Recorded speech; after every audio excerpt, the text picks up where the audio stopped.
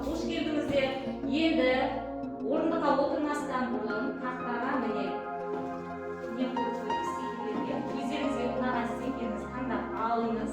Астына қандай жазылып тұр, сол жазу бойынша екі топқа бөліп қойыңыздар. Ал бастаймыз. Әрқайсымыз бір-бір бүгінгі тақырыбымызды бастамастан бұрын бір шолып жасайды. Жақсы, осы уақытқа дейін біз ақпарат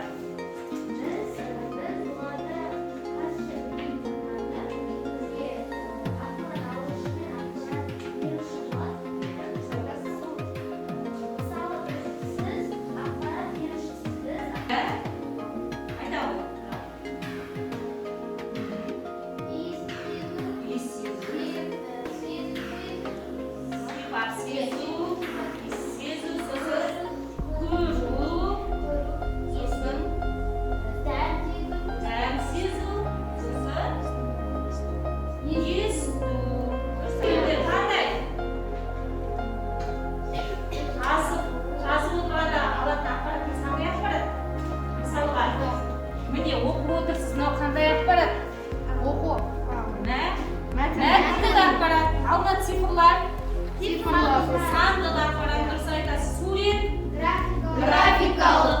Иә. Дыбыстық ақпарат сосын қандай бар? Видео. Бастайық. Бәріңіз ашық тұрмақ бастайық. Қазір мен сіздерге код беремін. Сол код бойынша тапсырманы орындаймыз.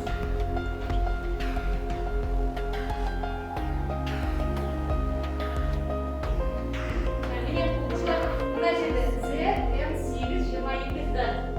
Koptu eğimize koyayım. Üçüncü ben de gece eğimizleri sonuçlar. Kurtulsa. Да. Nasıl yaptınız var? Ya. Присоединиться деген два состава оқушылар. Видите свой?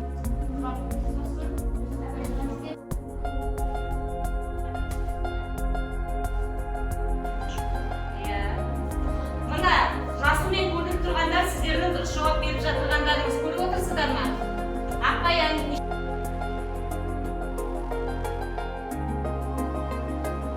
бізде ең жақсы өте дұрыс орындаған барлық сұраққа дұрыс жауап берген Ақбаян мен Гүлдана.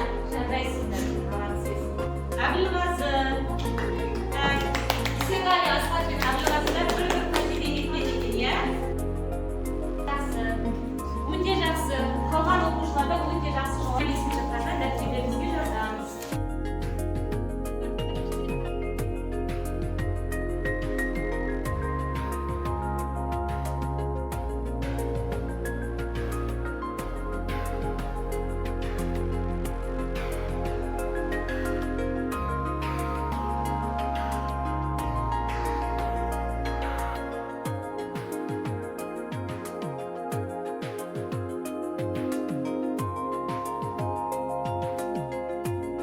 Морзе кестесін алдыңыз, Морзе кестесін алдыңыз қолыңызға. Морзе кестесін аски емес, Морзе кестесін алдыңыз. Аски кестесін пайдаланайық. Иә. Аски, информатика, и барлығы дұрысты, барлығы дұрыс табылған. Қандай сөз шықты сіздерге? Принтология. Математикті ешкім оқи алмайтындай етіп өзгертетін математикалық әдістерді қолданады. Бір қағаздан бөлген, сол осы ақ қағазға мысалға суретте қазақ алфавитінің әріптері тұрған қатар және баған нөмірлері бойынша терминдер шыққылар көрсетілген. Мысалы, и әрпі 2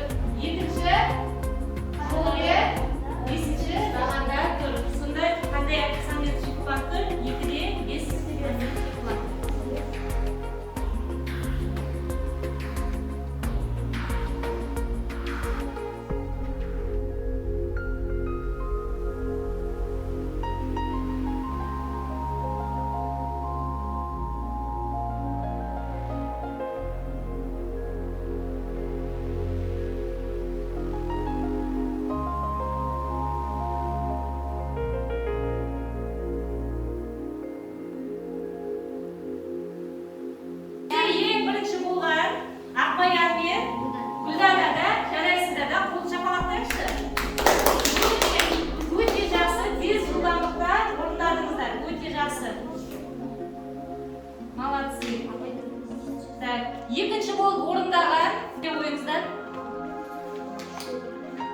Жинап ала қояйын. Қазір түсіндірейін.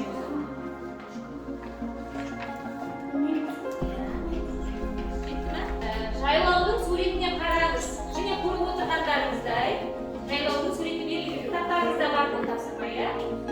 Суретке берілген сұрақтан жауаптардың ақпараттық кодтаудың мәтіндік, сандық және графикалық түрлері бойынша екілік кодта ұсынасыздар. Екілік кодта ақпаратты мәтіндік және сандық кодтауда ASCII кестесін пайдаланамыз. ASCII кестесі кітаптарыңызда бар және алдарыңызға да шығарып бердім. Енді бұл жерде бірінші суретте неше адам бейнеленген, соның жауабын жазасыздар. Ана жерде бос орындар отырсыздар ма? Міне бос орындар қасақа орындауға қалдырып кеттім әрқайсыңызға.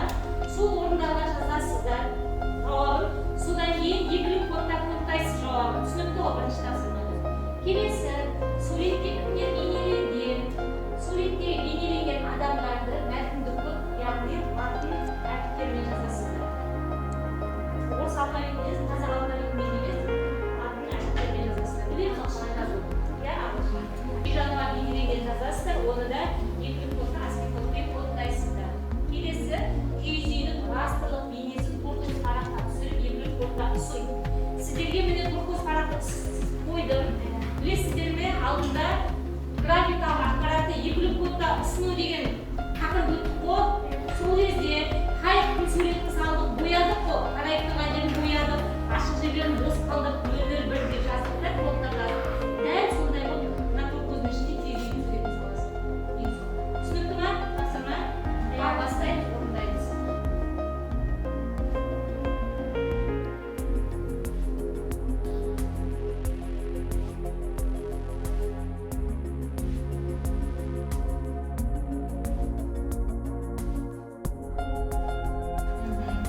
Білмайсаң тапсырмасына қарай. Ең бірінші сұраққа суретте неше адам бейнеленген дейді, 2 адам деген. Жақсы. Оны кодтаған, екілік кодта кодтаған. ASCII кодында келесі ата, қыз. Жақсы.